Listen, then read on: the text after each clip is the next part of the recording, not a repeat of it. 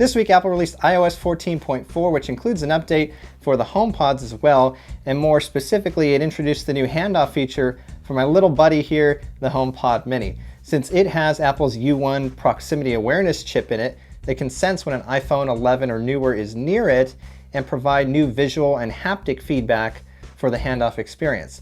That's unlike the Big Daddy HomePod over here that came out in 2018, sadly, before the U1 chip was around. So it's feeling a little bit of FOMO, but it's okay, we still love it, right guys? But this experience is not without trade-offs.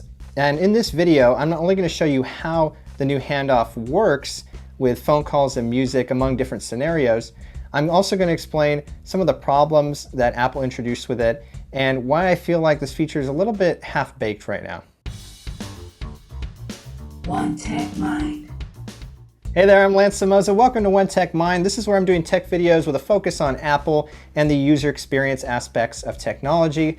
And if you like this video, do me a favor. Won't you please like, subscribe, and share. And once we get to 150 subs, which we are getting there very quickly, I'm going to be giving away one of these bad boys, the HomePod Mini. So if you click subscribe, we're only going to get there faster. Anyway, speaking of user experience, I have some mixed feelings about how Apple changed the handoff feature for the Mini here.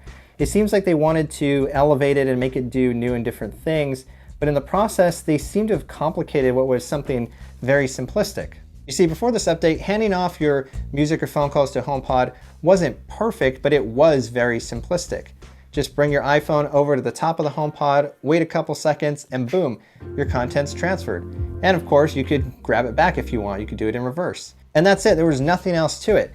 But even with this update, that same experience that I just described is still the case for the original HomePod, or if you're using an iPhone XR or older with a HomePod Mini. That's the type of experience you're still gonna get. So here's what the new handoff actually does. When you bring your iPhone 11 or newer closer to the Mini, with the screen on, the speaker lights up, an Apple Pencil style pop-up comes up on the screen, and your phone vibrates with higher intensity the closer you get. Now this reaction is thanks to the U1 chip that's being sensed across both devices. What happens after you bring your iPhone to the top of the Mini depends on the situation. Confused? Hold on, I got you, don't worry. Scenario 1, if your phone is playing music when you bring it right to the top of the Mini, that music is immediately transferred to the HomePod. And then you can adjust playback from the on-screen controls that are presented, as well as see any in-progress timers or alarms. Playback controls are also now available right on the lock screen. Scenario 2, grabbing that audio back from the Mini now requires an additional step than before. Bring the iPhone right to the top again, and you'll be presented with kind of an oddly shaped transfer to iPhone button that you then have to tap. This essentially turns what was a one-step process into a two-step process, and I'd argue at what benefit? I mean, it's nice to have options, and you could just do this if you only wanted to control playback, you know, pause, play, go forward, go back, but you can already do that just by tapping the top of the Mini, which is arguably faster. Scenario 3, if you bring your phone on top of the Mini when nothing's playing at all, you'll be presented with a list of suggested music to play, which is cool. I kind of like that.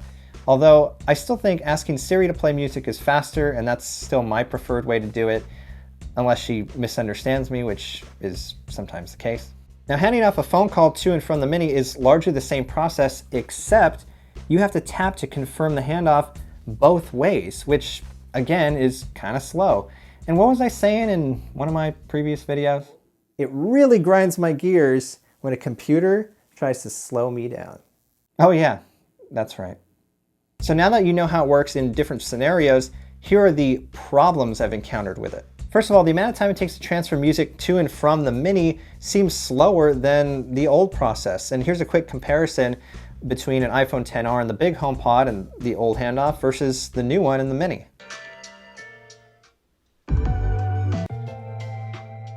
Also, sometimes the transfer to iPhone button doesn't appear when you're trying to grab that music back from the Mini, and other times it just immediately transfers music back to the phone like the old process did. And there doesn't seem to be a rhyme or reason as to why either of these things happen after multiple tests, but I just have to assume this is a bug for now. And sometimes the phone and Mini don't detect each other right away, and there's some noticeable lag there. And on occasion, they don't detect each other at all. So, more bugs. And lastly, when you're using handoff from the lock screen, even if you're actively touching the controls, the phone will still put itself to sleep. And this might be the most frustrating bug or oversight of all. I mean, it definitely shouldn't be going to sleep if you're using the screen. It's clear that this version of handoff has great possibilities, but the experience just isn't there yet, and the bugs definitely aren't helping. And Apple's been widely criticized for their lacking music or music-related features over the years, and this definitely shows that they're still lagging behind in some areas compared to their competitors. Namely, Spotify Connect's been around since 2014, and it allows you to resume playback between desktop computers and mobile devices, a feature Apple hasn't introduced yet for Apple Music between iOS and Mac devices. And you see, Apple does have to be very picky about what they choose to work on because they want to deliver an excellent experience every single time. However, they're always saying that they love music. We love music. And it is at the core of a lot of their work, from the iPod days to the AirPods Max days and beyond. It's very true. You can see it. We've had a long relationship with music at Apple. So I'm definitely going to be nitpicky about these little things when it comes to the experience. So I do hope they fix the bugs, they continue to improve it, because now that we've had a taste of what the U1 chip can do, it really excites me for other ways we're going to use proximity-based computing. So hopefully now you have some more insight into how the handoff experience works in different scenarios. And if you want to learn all about the Mini, I suggest you go check out my review. And until next time, thanks for listening to my One Tech Mind. All right, back on the shelf. And there we go, buddy. No, don't even worry about it. I mean, you sound better anyway. You're still my favorite. It doesn't matter if you don't have the new handoff yet. It's not even that great.